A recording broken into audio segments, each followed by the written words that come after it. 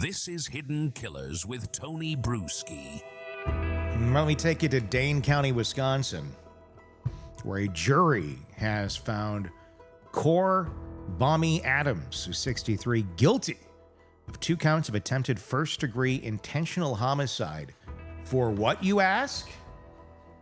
What did this individual do or try to do? Trying to kill her Middleton neighbors with homemade ricin in April of 2014. Homemade ricin, you say? Where have I heard that before? Breaking Bad. It was in Breaking Bad. Oh, and it seems like homemade ricin would be a really dangerous thing to be messing with. Because if you're making that to kill somebody else, do you have to have some kind of laboratory in your house, or how do you keep yourself from dying? I lost my Martha Stewart book of poisons. You know, I had it for a while, where it came out in the 90s, right before she went to jail. And it was Martha Stewart's Everyday Martha's Poisons. Everyday Poisons. And ricin, she had a great recipe for it, and it had a little bit of lavender and a hint of vanilla to it. But I wish I had that book still. It's out of print. I don't know how to make ricin. I'm sure you could figure it. But there was a story not long ago we had where ricin was involved recently, and it was a similar deal with the castor beans. And from what I understand, it's not that hard to make. I mean, if you wanted to make it, it's probably doable. It is, because it's a derivative of some sort of a bean or something. So somebody could make it. I mean, like Lily of the Valley and stuff too. That stuff poisonous as well if used. Okay, I'm like in Chat GPT right now asking, is ricin hard to make? So if somebody I know gets poisoned, just say, like, did someone make a meal for you involving these ingredients? So what happens if you go into Chat GPT and say, how do you make ricin? Let me see. If someone I know ends up dead, it's a coincidence. Because it's like it can be very deadly in small doses. Just a few milligrams can kill an adult. It says I can't help with that. Oh, I got it. Mine opened it up. Extraction is not technically complex, but it requires handling toxic plant material, and proper methods can lead to accidental exposure, which could be fatal. It's hard to purify into a consistent, effective form. Interesting. It is extremely dangerous, highly illegal, and not something anyone should attempt, is what it says. From castor bean byproducts. It's a chemical process. Okay, well, we don't need to go into details of how to make ricin, but it's not hard if you have the internet and can get your hands on whatever you need to get your hands on. Because it's not... from what I understand, I mean, the ingredients are not illegal to get. It would be the process and then using it that would be the illegal part. Anyway, these people figured it out in 2014, 11 years ago. Prosecutors said Adams ground castor beans in her kitchen, then dusted the toxin across a couple bedspreads, sock drawer, and home office while they vacationed, hoping prolonged skin contact would be fatal. So you don't have to consume it. You could actually... Wow. The couple discovered an odd white powder and called police. Laboratory tests confirmed ricin, but fortunately no one was hurt. Could you imagine getting back from vacation and there's powder in your house, on your bedspread and other places where you would come in contact with it, and you see it? And you're like, well, this is weird. So they must have called the police and been like, and there might have been something going on with her and the neighbor, obviously. Yeah. So maybe they suspected something. But to find out it's ricin? That'd be a weird thing to come back to. And I don't know what I would think, right? I mean, what would you think if you came back from vacation and there was like white powder in your bed? If I had a house sitter, I'd be like, I always do. What, like, did somebody else stay here? Or, you know, when my house sitter comes, she stays in a different bedroom. And I'd be, and you know, trust her, but I'd be like, did somebody else stay over here? Did somebody stay up there? Like, and what could that possibly be? I would be thinking like cocaine or something, Yeah, or exactly. honestly, That's where I would go powdered to. donuts is probably where I would go, because I know my house sitter and I know she's not doing coke. So, and I know she doesn't hang with people that do. So I'd be thinking like powdered donuts or something.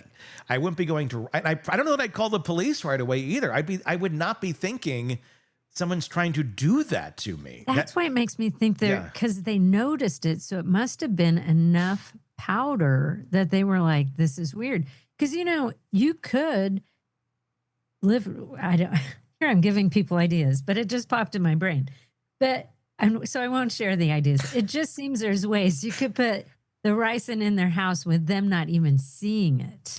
I think I And would have, exposing them to that. But instead they saw it and they called the police. Yeah. Thank God they did. I would think maybe in the flour or the sugar or something, when they eventually start using it, then it's just random white powder in random places is going to probably be noticed. Yeah. Yeah. The ricin was reviewed only after investigators in Wagoneer County, Oklahoma, began probing in April of 2020 the disappearance of Adams' roommate, Talina Galloway, 53. Adams told deputies Galloway left to quarantine at the lake after a Facebook post about possible COVID-19, but detectives found no medical record of a test and noticed the house smelled strongly of bleach. During that missing person investigation, deputies learned of the unsolved Wisconsin poisoning and alerted authorities there. Meanwhile, cell phone data, security camera footage, and receipts showed Adams buying a chest freezer and hauling it to rural Arkansas. Oh, they came here by me. That's nice. From Wisconsin. That's where I'm from.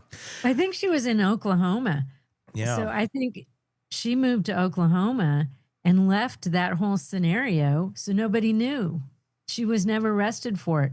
Something happened in Oklahoma where that former case with the ricin came to light. Well, in January of 21, hikers near Mena, Arkansas opened their abandoned freezer and discovered Galloway's dismembered remains. The state medical examiner ruled the death a homicide. Adams, already free on bond for an unrelated illegal firearms charge, so they make good decisions. It's crazy. Was arrested days later in Dane County, Wisconsin. Oklahoma prosecutors have charged her with first-degree murder and desecration of a human corpse. She remains in Dane County Detention Center, where she was just sentenced in the Ricin case and now awaits a governor's warrant to be moved south. Defense attorney Janet Houston says her client is shocked and concerned, adding that assembling an impartial jury will be difficult given the gruesome allegations and national attention. No, it won't. This is never going to be Karen Reed. This is never going to be Brian Kohberger. It ain't going to be a problem to get a jury in Oklahoma to lock your ass up for the rest of your life. Adams faces up to a life in prison in Oklahoma if convicted. A transfer hearing is scheduled for later this month. Wagoneer County officials state that they will seek no bond once she is returned. Oh, you don't trust her out? Go to the Chick-fil-A, hang out, God, stop at the I Sonic. wouldn't trust this woman with anything. God, she gets a grudge and she just goes right to murder. Well, and look at this. This is from how far back? It tells you that murder is part of her path. This is not a deviation from her arc of behavior. She has viewed murdering as a possible solution more times than one. And this is just what we know about. Exactly. I was just thinking that. Is there other ones along the way? I'm going to put money that there is. I'd be looking to anyone this woman was in contact with over the last, lifetime. Mm-hmm. And look for anybody that disappeared or died mysteriously or of natural causes. Because then the whole she got COVID thing and went to a cabin to quarantine. And I don't know whatever happened to her after that. Well, and that's a scary thing. And the reality is in our country, there's a lot of those stories. There's a lot of death stories with COVID, but it's not like, diagnosed or we're calling them dead at this time. They're just gone. And there's a lot of kids that have that attached to them in a lot of cities. Because when we shut all the schools down, not all of them came back. And there's a lot, thousands upon thousands that were never reaccounted for. Yep. And we do not have That's the true. means to go and check every single home. We don't have it. Should we? Yes. If you want to invest money in our country, the child welfare system should be number one. But we seem to make that like, you're shittier than a closed down Kmart.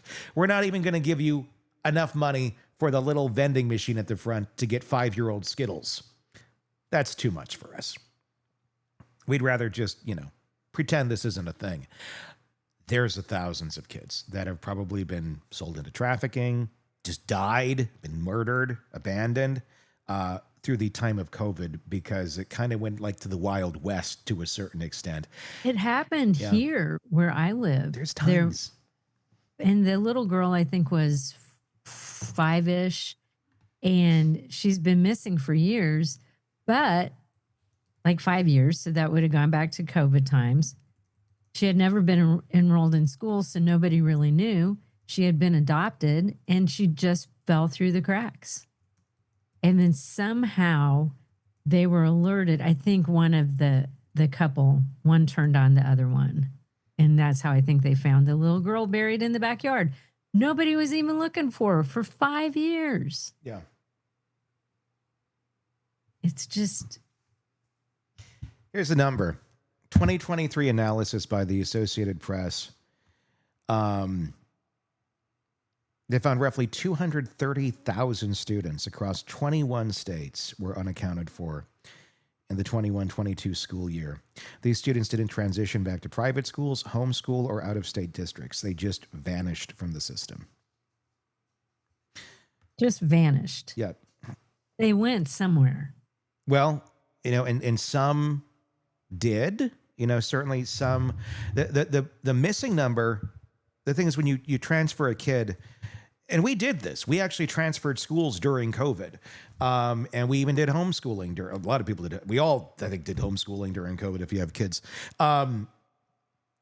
They would not be in this number if that's just what happened. They get accounted for because they went to this system or they're doing this homeschool system or whatever. The numbers then get worked out and they're accounted for elsewhere. These are ones that just never showed up anywhere else again. That is so sad. And this woman, I think that kind of happened. It's like, I think it sounds like they investigated it, but they couldn't prove anything. Mm-hmm. It's like, okay, her house smells like bleach, but is that enough to arrest somebody? Yeah. And there's no medical record of her having COVID. But then we all had tests. You could take a test at home. There wouldn't necessarily be a medical record of you having COVID. Yeah. The current number, if you look at this, the fall 2022 school year, the estimated missing students, and this is only from 22 states that have numbers, 50,000 still never showed back up. So initially 230,000, fall 22, 50,000. I don't know that we have more current numbers, but 50,000 kids is a lot of kids that just simply, there's no record of where they are. You don't just lose people. No. But that's a big story that no one is talking about. Yeah. That's when I maybe we should dig into more. But yeah, that's a stark. And I think number. this case too, it's like they kind of bought it. Oh, she went off to quarantine. Yeah. Get that. She's all by herself. Something obviously happened. Somebody must have come in and murdered her. This woman just cleaned her house with bleach. So that's not necessarily anything. Maybe she's just bleaching some whites. I don't know. Or maybe she killed someone. But then to look into her history and find out that her former neighbors, somebody had put ricin in their home. Mm-hmm. I just have to think this lady's gotten away with a lot of shit for a long time. There's going to be more found here. Guaranteed. I think so too. Guaranteed. Let us know your thoughts in the comment section on YouTube if that's where you're watching us. If you're listening to us on the podcast platforms, hit subscribe there so you don't miss any of our coverage. And please, if you want to comment on this case, give me your thoughts. Tell me what's going on in your community. How many kids went missing there and are still gone? And we just are like, well, what do you do? Let me know. I'm curious in the comment section. Until next time, for Carol, I'm Tony Bruschi. We'll talk again real soon. Craving non-stop true crime updates? Press subscribe now and get the latest cases, analysis, and expert commentary delivered straight to your feed. Only from the Hidden Killers podcast and True Crime Today.